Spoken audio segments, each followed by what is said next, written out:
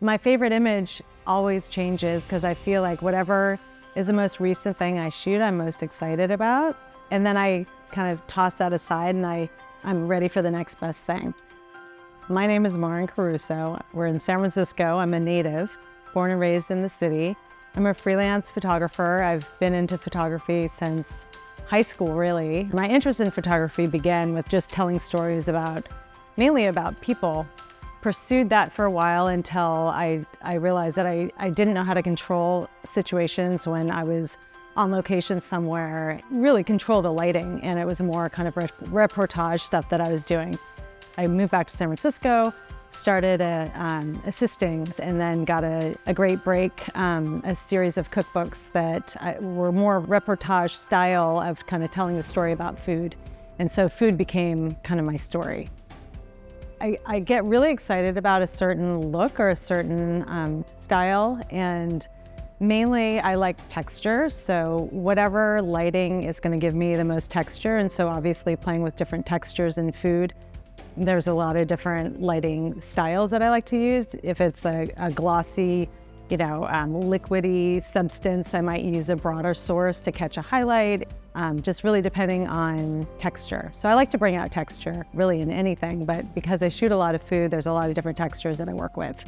I'm compelled to tell stories through my photography, and in the studio I tell my own stories or stories of clients that come in and wondering, what their story is, what they're trying to communicate. When I have downtime and I do my own projects, they're very kind of community city based. I've been doing a lot of volunteer work with nonprofits in the city.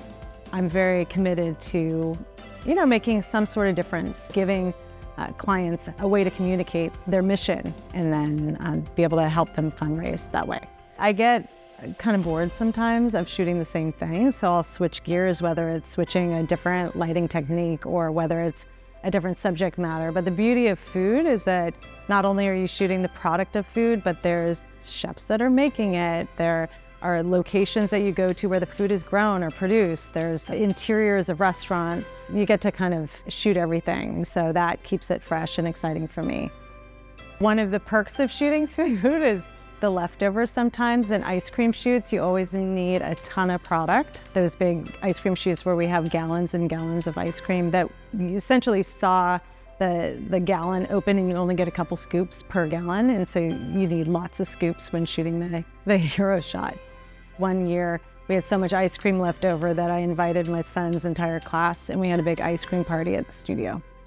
When I got this space, I moved from my studio in Oakland and I wanted a very specific type of space. It was a raw space when I got it. I needed a pro kitchen with every element needed for stylists to be able to cook whatever they need to cook, produce, and be visible to the studio set. Oftentimes, it's a dance, and so to have that visibility in the space, we created that here. Also having space to store some props in the next room over there and to have the option of natural light is really nice to have here as well, even though I end up lighting everything usually. I think shortly after I moved into the studio, I kind of wanted to revamp and just only have the best of the best to access here at the studio. And so I heard that Broncolor gave you a lot of flexibility. And I tested a friend's pack and did a bunch of tests also for freezing motion. With liquids, I wanted that control as well. It was an obvious pick. I think just the control of Broncolor, it can't be beat.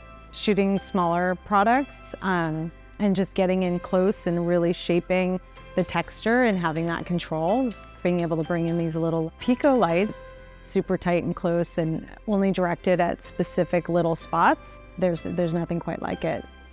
I try to do as much in camera as possible and leave as little to retouching. So control of power is key. The most used feature that I appreciate the most is being able to dial the packs down tenths of stops. And for me, that control is key to getting what I need as quickly as possible. To be brutally honest, do not try to make a career as a photographer unless you are 100% committed to photography as a medium, as a passion. It's a ton of work, but it's a ton of fun, and you have to have that bug in you as part of your DNA.